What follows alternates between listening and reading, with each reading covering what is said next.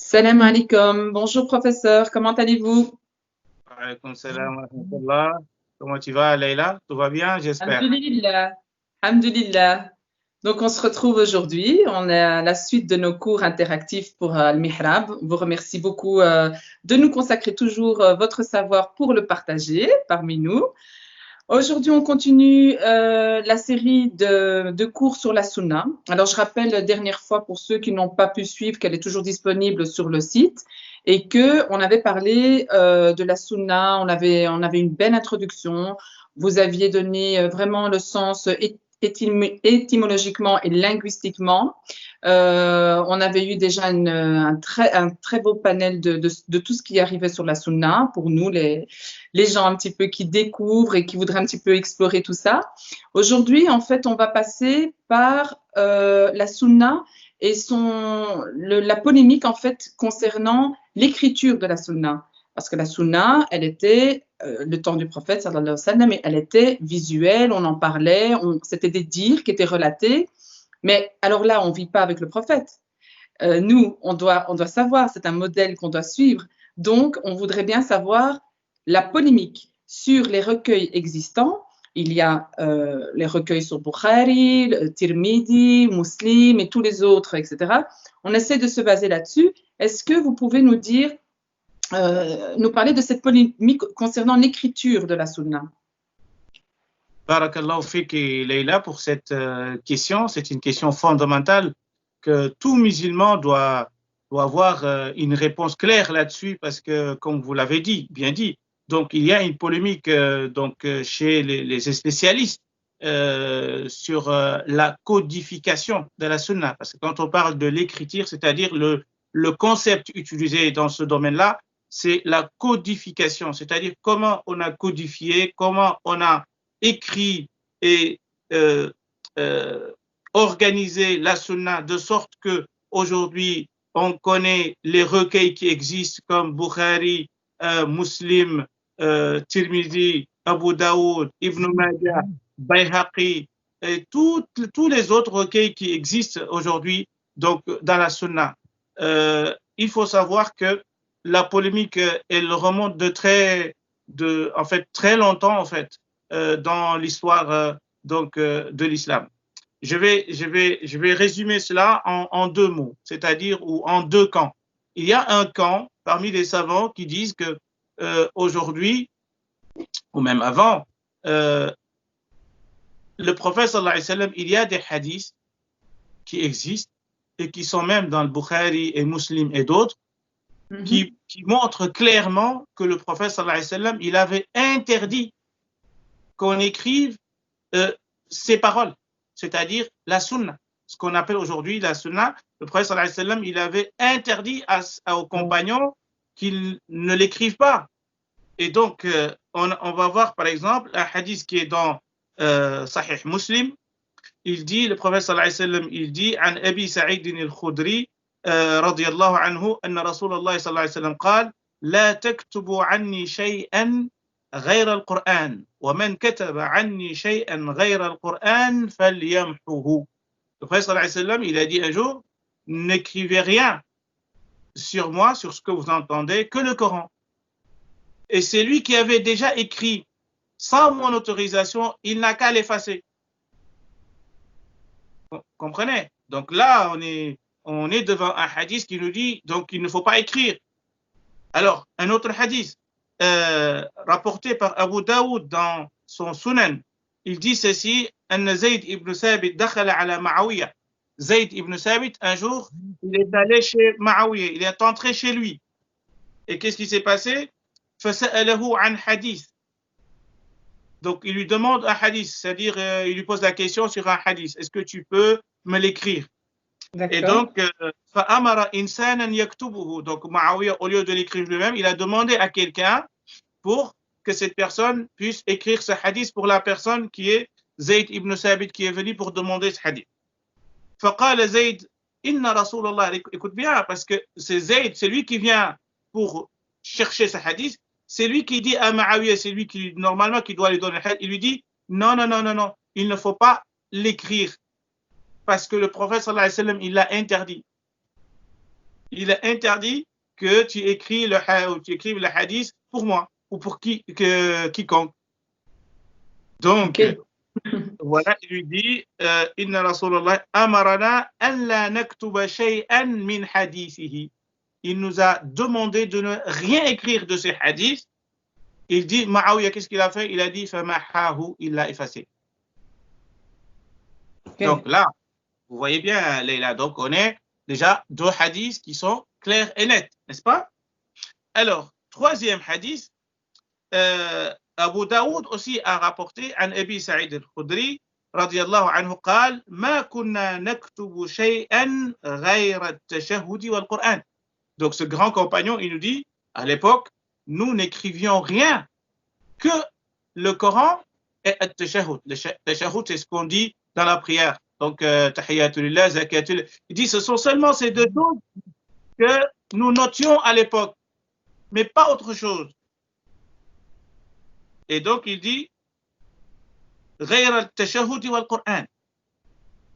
Et puis, pourquoi maintenant les savants ou certains savants font cette polémique autour de ça?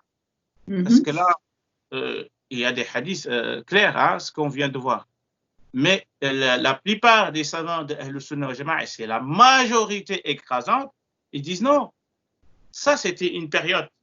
Écoutez bien, ça, oui, ces interdictions-là existaient.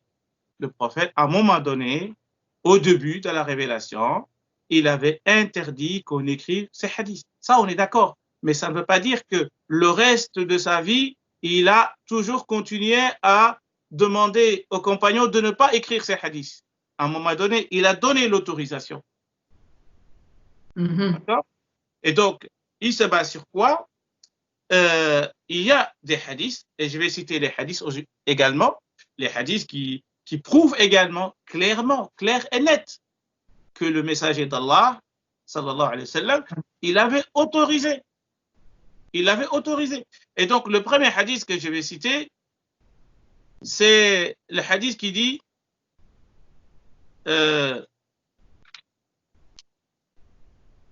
Bukhari, qui est dans le Bukhari et Muslim. C'est un hadith qui est dans Bukhari et Muslim. Un monsieur qui s'appelle Abu Shah,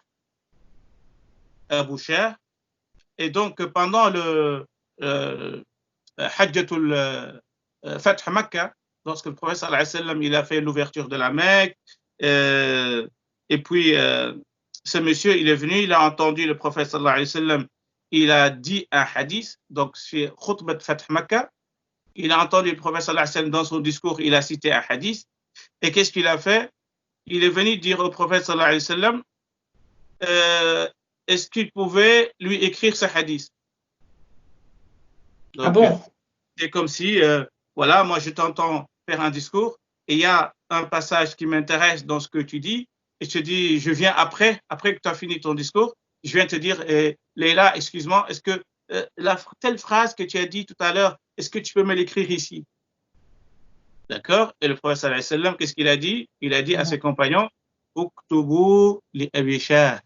Écrivez pour ce monsieur qui s'appelle Abu Shah. Donc, là, on a un hadith, donc clair que le prophète sallallahu alayhi wa sallam, il a autorisé à un monsieur, d'accord, qu'on puisse écrire ces hadiths. Et ce hadith-là, j'ai dit, il se trouve où? Il se trouve dans Bukhari et Muslim. Alors, le hadith qui est dans le Bukhari, rapporté par Abu Huraira, Abu Huraira, il a dit ceci. ليس أحد من أصحاب رسول الله صلى الله عليه وسلم أكثر حديثا مني. Il dit, si tu regardes tous les compagnons du prophète sallallahu alayhi wa sallam, tu ne vas pas trouver un qui a plus de hadiths que moi. C'est qui dit ça? C'est Abu Huraira. Il dit, tous les compagnons, il n'y a personne parmi eux qui a plus de hadiths que moi. Et là, il rajoute ceci, أكثر مني أكثر حديثا إلا ما كان من عبد الله ابن عمر. Sauf Abdullah ibn Umar. Il est le seul parmi les compagnons qui avait plus de hadiths que moi. Et Abu Huraira, il continue. Il dit فإنه كان يكتب ولا أكتب. Il dit parce que lui, il notait tout ce qu'il entendait, alors que moi, je ne notais pas. Moi, je mémorisais seulement. Et donc, là, on a un grand compagnon qui dit qu'il y a un compagnon qui écrivait donc ce qu'il entendait du prophète sallallahu alayhi wa sallam et qu'il en avait écrit beaucoup. Et donc, on en déduit que si ce compagnon s'est permis d'écrire, c'est parce qu'il a eu une autorisation.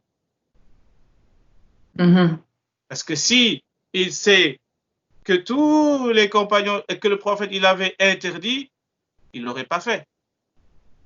Et que ce compagnon qui raconte cette histoire, il aurait dit à la fin, mais il ne devait quand même pas le faire. Parce que c'est quelque chose qu'on a interdit. Alors, troisième hadith, et ce hadith qui va plus nous éclairer encore plus sur la question. Ce hadith est rapporté par Abu Daoud, il est rapporté par Al-Hakim, qu'Abdullah ibn Amr, donc ce n'est pas Abdullah ibn Omar. Il y a deux, Abdullah ibn Amr et Abdullah ibn Omar. C'est deux Abdullah qui sont différents. Deux personnes différentes, ok. Deux personnes différentes. Alors, Abdullah ibn Amr قال, il a dit كنت أكتب كل شيء أسمعه من رسول الله. Moi, tout ce que j'entendais que le prophète sallallahu alayhi wa sallam disait, tout ce qu'il disait, moi je l'écrivais. Même quand le prophète sallallahu alayhi wa sallam il dit je vais au marché, il va l'écrire. Donc lui, il écrivait tout ce qu'il dit. كنت أكتب كل شيء أسمعه من رسول. Tout ce que j'entendais, je l'écrivais. أريد حفظه. Mon intention, c'était de mémoriser ce que j'entendais, l'écrire et après le mémoriser. C'était ça mon intention. فنهتني قريش. Les Qurayshites, ils m'ont dit, c'est pas bien ce que tu fais. Le prophète sallallahu alayhi wa sallam, il l'a interdit. Donc, les Qurayshites, pas le prophète, hein, c'est les Qurayshites, c'est-à-dire les compagnons et ceux qui étaient là, ils disent non, il faut arrêter d'écrire. Et donc, وقالوا أتكتب كل شيء تسمعه ورسول الله بشر يتكلم في الغضب والرضا. Allahu Akbar. Il lui dit, mais comment ça se fait que tu écris tout ce qu'il dit? Et Mohammed, ce n'est qu'un humain. Et parfois, il parle sous la colère et parfois, il parle sous la joie. Et quelqu'un qui est sous la colère, parfois, il peut dire des choses qu'on ne doit pas écrire. Et celui qui parle sous la joie, parfois, il peut exagérer, il peut dire des choses également. Donc, c'est un humain comme nous, tu ne peux pas noter tout ce qu'il dit. Tu vois? Et là, qu'est-ce qu'il a fait? Il dit فَأَمْسَكْتُ عَنِ الْكِتَابَ. J'ai arrêté d'écrire. Et puis, فَذَكَرْتُ ذَلِكَ لِرَسُولِ اللَّهِ. Et puis, je suis parti voir le messager d'Allah, Muhammad sallallahu alayhi wa sallam, et je lui ai raconté l'histoire que moi, j'écrivais tout ce qu'il disait et que les Qurayshites, ils m'ont l'interdit. Et depuis ce temps, moi, j'ai arrêté. Et donc, le prophète sallallahu alayhi wa sallam, il lui dit, écoutez, et ça, c'est capital, c'est très important. Le prophète sallallahu alayhi wa sallam lui dit, فَذَكَرْتُ ذَلِكَ لِرَسُولِ صلى الله عليه وسلم فَأَوْمَأَ بِأُصْبُعِهِ. Donc, il a indiqué son doigt sur sa bouche, le prophète sallallahu alayhi wa sallam. Il a fait comme ça. Oui, ça voulait dire quoi? فقال, et puis il a dit, اكتب فوالذي نفسي بيده ما يخرج منه إلا حق. Je jure sur celui qui détient mon âme entre ses mains, il n'y a rien qui sort de là, c'est-à-dire de sa bouche, que la vérité. Donc tu peux écrire. Est-ce que, bon, pour moi, est-ce que je peux l'entendre comme si il avait donné l'autorisation qu'à certaines personnes de l'écrire? Très bien. Est-ce que c'est ça que ça veut dire ça? Bien, ça c'est une bonne question, parce qu'il y en a certains qui vont dire, donc l'autorisation n'était pas totale. Mais là, on verra tout à l'heure pourquoi tout ça, pourquoi cette polémique existe. D'accord. D'accord. C'est ce qu'on va expliquer maintenant. la première chose, Ahl Sunnah, les savants de la Sunna, ils ont essayé d'expliquer tout cela. Pourquoi il y a des interdictions, et puis après il y a des autorisations, et puis on a remarqué que les autorisations portaient plus sur des individus, comme tu viens de dire. C'est-à-dire qu'il n'est pas sorti un jour, il dit à tout le monde, maintenant, allez-y, écrivez. D'accord. Donc, c'est seulement quand une personne vient, l'autre lui pose une question, etc. Je rappelle également qu'il y a un athar. Quand on dit athar, c'est le compagnon qui parle directement. C'est-à-dire, ce n'est pas le prophète sallallahu alayhi wa sallam directement qui parle. C'est un hadith, mais ce type de hadith, on l'appelle athar. Athar signifie une trace. D'accord? Mais c'est une parole. Alors, qu'est-ce que dit le compagnon Anas ibn Malik? Anas, le grand compagnon, il a dit Qayyidul ilma bil kitabah. Anas a dit il faut inscrire l'ilm par l'écriture. Qayyidul ilm, il faut attacher l'ilm par l'écriture. Si tu veux que l'ilm, le savoir reste, il faut l'écrire. Parce que si tu gardes ça dans ta mémoire, tu peux l'oublier. Mais si tu l'écris, c'est-à-dire que tu l'as préservé. Donc, le sens que Anas ibn Malik, ce qu'il dit, c'est préserver le savoir par l'écrit. OK.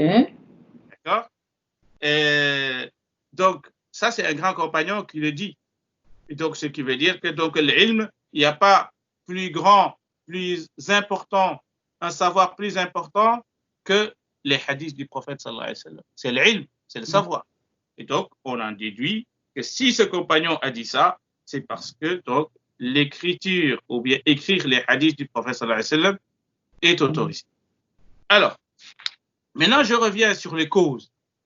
Pourquoi tout ça? Oui. Alors, la première chose qu'on doit savoir, c'est que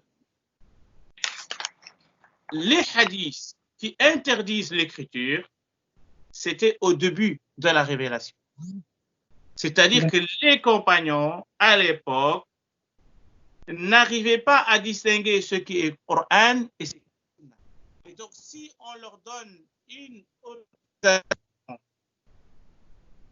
d'écrire les hadiths et en même temps le Coran, il peut y avoir un mélange.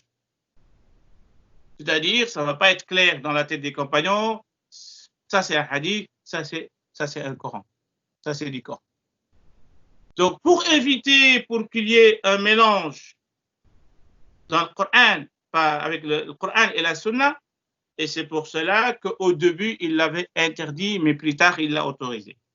D'ailleurs, la réalité des compagnons prouve qu'il l'a autorisé parce que eux-mêmes, ils écrivaient.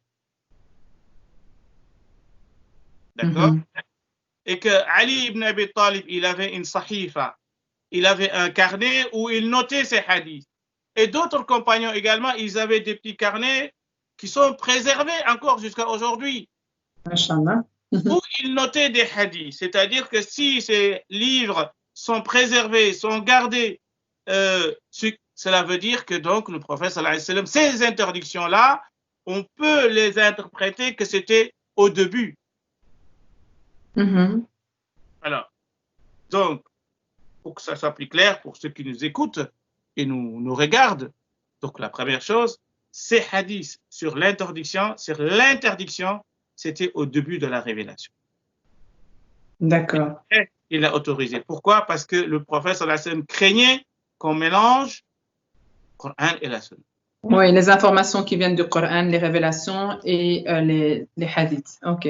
Parce qu'ils ne savaient pas les distinguer à l'époque. Alors, deuxièmement, c'est que le prophète sallallahu alayhi wa sallam, il voulait donner la priorité au Coran.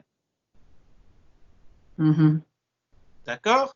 Il voulait que le Coran soit déjà inoculé dans leur cœur, qu'il soit déjà greffé dans leur cœur, il rentre déjà dans leur cœur jusqu'au point où ils vont vraiment le maîtriser. Et à ce moment-là, il va leur donner l'autorisation d'écrire la Sunna. D'accord. pour en relever l'importance, en fait. Très bien. Pour montrer que la priorité, c'est Coran. Et puis la sunna qui vient en deuxième position. D'accord.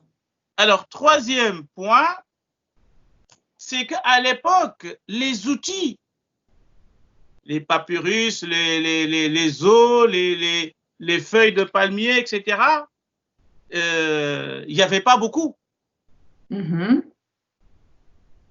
Et donc, si on autorisait d'écrire les hadiths et le Coran, il se peut que les hadiths, tellement qu'ils sont nombreux, ils vont prendre la place du Coran et qu'il y aura des versets ou des sourates où on n'aura pas des outils pour les écrire.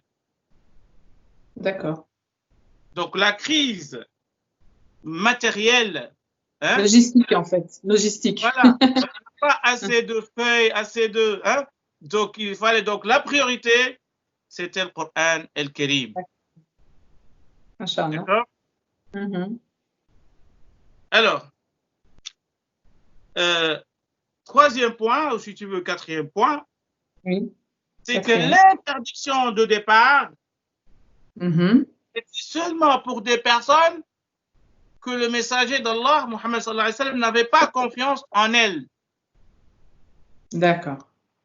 Donc, ça ne veut pas dire que le prophète sallallahu alayhi wa sallam, il avait dit il ne faut pas rien écrire, mais c'était seulement, cette interdiction s'adressait seulement à certaines catégories de personnes. D'accord. Le prophète sallallahu alayhi wa sallam n'avait pas confiance en elles. Alors, ce qui veut dire donc clairement que la sunna du prophète sallallahu alayhi wa sallam, le prophète sallallahu alayhi wa sallam, il l'a bien autorisé et que les interdictions qui ont suscité cette polémique, on peut les comprendre sous cet angle qu'on vient d'expliquer, que c'était au début et que le prophète sallallahu alayhi wa sallam craignait qu'on mélange le Coran et le sunna et qu'il voulait d'abord installer le Coran dans le cœur des compagnons et puis également par manque et souci, manque de matériaux pour écrire la sunna. Et ces interdictions également peuvent être aussi interprétées autrement que c'était seulement porté sur les gens à qui le prophète sallallahu alayhi wa sallam n'avait pas confiance. D'accord. Inch'Allah, donc prochainement, on va parler, Inch'Allah, de maintenant comment on a écrit Bukhari, comment on a écrit Muslim, comment on a écrit Muwatta Imam Malik, comment on a écrit tous ces ouvrages-là, comment c'est venu. Donc là, on a répondu à une question centrale, c'est laquelle? C'est que d'où vient l'écriture des hadiths? D'accord. Et que cette polémique, on a essayé de l'expliquer et de donner des réponses claires donc, sur cette interdiction et cette polémique. Parfait. Maintenant, une chose, c'est quand Bukhari, pourquoi Bukhari il a fait son livre, dans quel contexte, etc. Et quand ça a débuté réellement. Et ça, Inch'Allah, on l'aura dans notre cours prochain. Ben écoutez, je pense qu'avec le sujet, là, les questions-réponses vont fuser. Préparez-vous aux questions-réponses sur le groupe, Masha'Allah, pour nos chers suiveurs, Inch'Allah. Donc voilà, vous avez certainement maintenant le feu vert pour les questions-réponses. Marhaba. Je voulais juste vous dire que le prochain cours, je le prévois, ce sera le 23 juillet, Inch'Allah.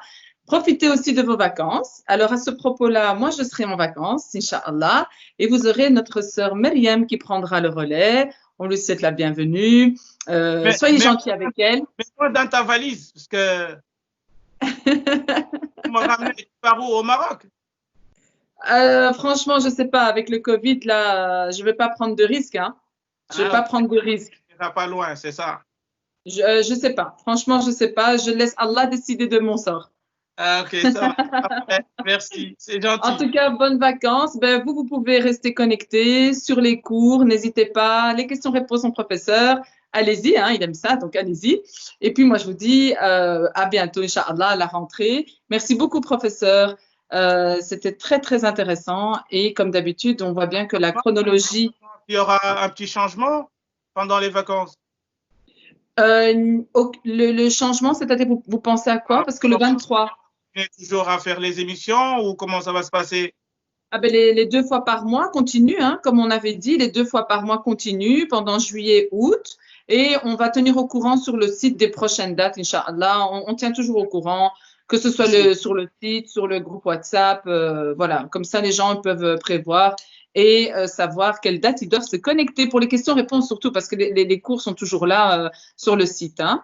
Donc, je vous souhaite de bonnes vacances. Merci encore pour toutes vos explications. Barakallahu fik, professeur. J'espère que, je pense que je vais pas sortir, peut-être, je vais pas aller loin avec Madame. Eh bien, écoutez, bon amusement, bonnes vacances à tout le monde et que Dieu nous protège et vous protège tous. Barakallahu fik, professeur. Merci. À bientôt.